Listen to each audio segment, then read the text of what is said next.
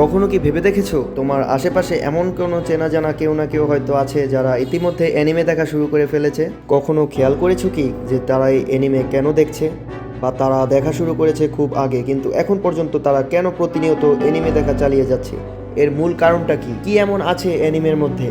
তো গাইস, চলো আজকের ভিডিওর টপিক হচ্ছে আমাদের কেন অ্যানিমে দেখা উচিত, এতে তোমরা কিভাবে উপকৃত হতে পারো, বা এটা দেখার মূল উদ্দেশ্য কি, আমাদেরকে কোনো লাভ হবে নাকি দেখে শুধুই টাইম ওয়েস্ট হবে, নাকি এর চেয়ে বেটার চয়েস হিসেবে নাটক, মুভি, সিরিজ যেগুলো আমরা নিত্যদিন দেখে এসেছি সেগুলোই দেখা বেটার হবে। তো চলো আজকে এটাই এক্সপ্লেন করা যাক। আমি আছি সম্রাট তোমাদের সাথে, অ্যানিমে কেয়ারে তোমাদের সকলকে জানাচ্ছি স্বাগতম।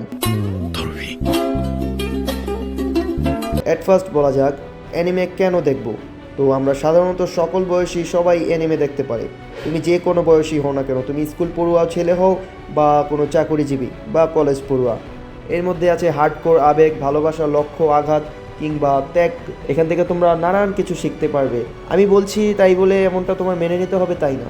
তুমি নিজে দেখো অ্যানিমে, তারপরে তুমি বুঝতে পারবে আসলে এর মধ্যে কী রয়েছে। এছাড়াও রয়েছে এর মধ্যে হার্ডকোর কাহিনী। কারণ হিসেবে তুলে ধরলে অ্যানিমে অনেকটা এক্সট্রা অর্ডিনারি বা অদ্ভুত ধরনের গল্পের জন্য পরিচিত, যেটা টেস্ট আমরা অন্য কোথাও পাই না, বা এটা একটা ইউনিক টাইপের টেস্ট দেয় আমাদেরকে। আমরা মানুষরা এভাবে ইউনিক টাইপের যে কোনো কিছুই পছন্দ করি, কারণ মানুষ কখনোই একঘেয়েমি কিছু পছন্দ করে না। তো এই একঘেয়েমি কাটাতে অ্যানিমে দিতে পারে আমাদেরকে একটা নতুন অভিজ্ঞতা।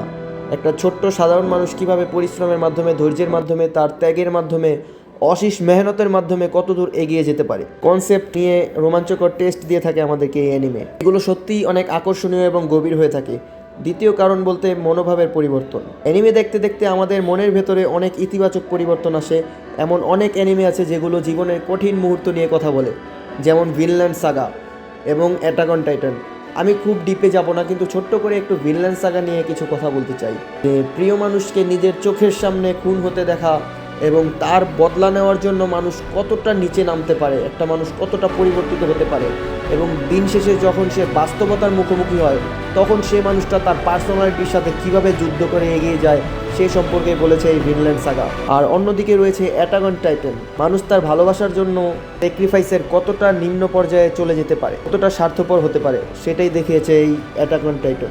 গাইজ, বেশি কথা বাড়াবো না, শুধু শর্টেই বলতে চাই যে এখনও যদি তুমি অ্যানিমে দেখা শুরু করে না থাকো, এরকম আধুনিক টেস্ট যদি তুমি নিতে চাও, তাহলে তোমার এখনই অ্যানিমে দেখা শুরু করে দেওয়া উচিত।